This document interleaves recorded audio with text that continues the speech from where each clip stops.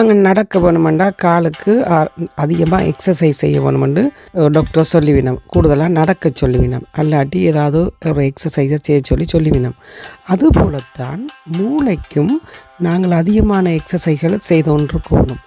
இப்போ உடம்புக்கு நாங்கள் எவ்வளோ எக்ஸசைஸ் கொடுக்குறோமோ அதே போல் தான் மூளைக்கும் பலவிதமான எக்ஸசைஸ் இருக்குது.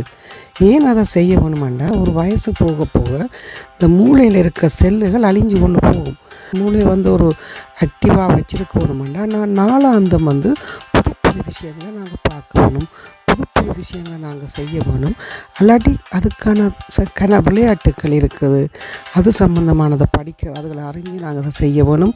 இப்படி அதிகமாக மூளைக்கான பயிற்சிகளை செய்து கொண்டிருந்தோம்டா நாளை விடைவில் அந்த மறதி நோய் என்று சொல்கிற டிமென்சியா, அல்சைமர் நோய்கள் எங்களை தாக்காது.